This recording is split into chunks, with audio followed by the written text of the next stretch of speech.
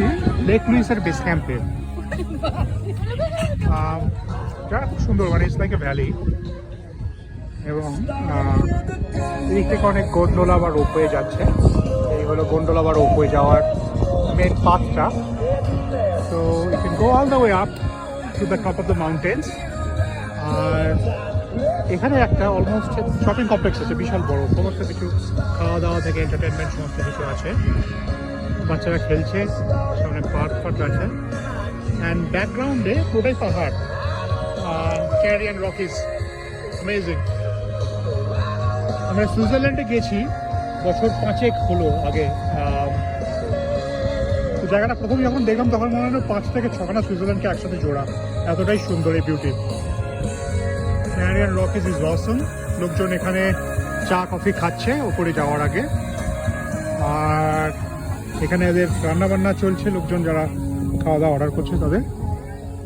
আর এই বৈশাখী বসে এখানে আইসক্রিম খাচ্ছে। ওকে, I'm having a English tea which I'll be enjoying soon, and this is amazing. This is amazing, just amazing. Look at the base camp. সেখানে লেখা আছে হালকা কিছু রিফ্রেশমেন্ট লোকজন অর্ডার করে, and they can go finally to the Lake Louise. Sunny day, তো সানি ডেতে পুরো সৌন্দর্যটা আরো ডবল হয়ে যায় বলতে পারো। This is incredible. আমি জুম করছি জাস্ট পিছনের পাহাড়ের ব্যাকগ্রাউন্ডটা দেখানোর জন্য। Sunkissed evening here in Saint Luis.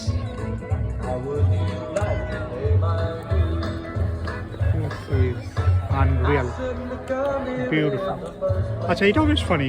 এখানে মানে কেউ যদি চেস খেলতে চায়, এখান থেকে চেস, এখানে লোকজন কিছু লোকজন chess খেলছেও। So yeah, we are having a great time.